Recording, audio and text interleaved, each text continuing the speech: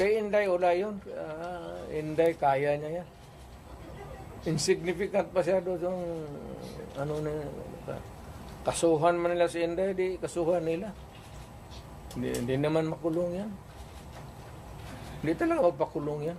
Kasi patayin mo yan, mag-uwi ang Davao yan. Congressman Alvarez na maghingi ng anong mapulot ko na tulong doon. Kung bakit nagkaganon. Kasi si Zuleta daw was not a criminal. Alam mo, ang practice, kung ang Congress, ang contempt is not a crime.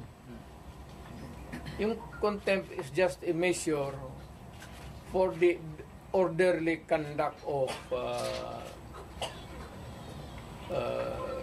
congressional hearings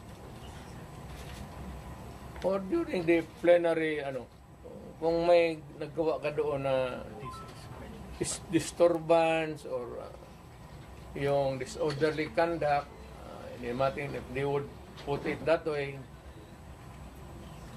palabas may pa raw na bakit idalhin sa prison correctional kasi hindi naman daw kriminal. Sabi ko dapat Congress sana doon may detention center sila. Kung wala, nagbakante sila ng kwarto doon nila nilagay. Bakit daw papasukin ng jail? Sabi ko hindi naman may pero yung mga bagubo are sporting wound in their hearts. So yan ang ko na hindi naman ito nakapalibot yan doon sa pati norte ang mga bagubo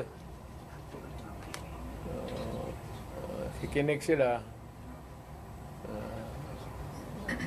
Wala pa naman tayong natanong pero hindi maliit na bagay masyado yan para sabihin mo nang gulo. Wag. Alam ko yan kasi na presidente ako.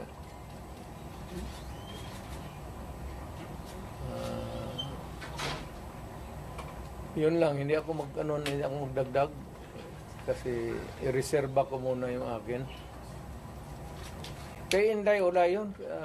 Inday, kaya niya yan. Insignificant pa siya doon. Kasuhan man nila si Inday, di kasuhan nila. Hindi naman makulong yan. Hindi talaga magpakulong yan. Kasi patayin mo yan, mag-uwi ang Davao yan. Wala yan. Hindi ako I'm more concerned doon sa kaso ni Zuleta. Kasi she might have suffered a heart attack.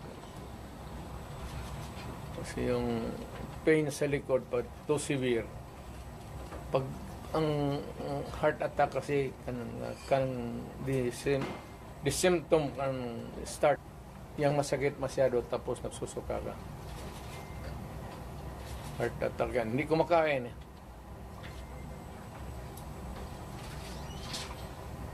Pero yung sa Congress wala muna akong wala akong pag-usapan pa namin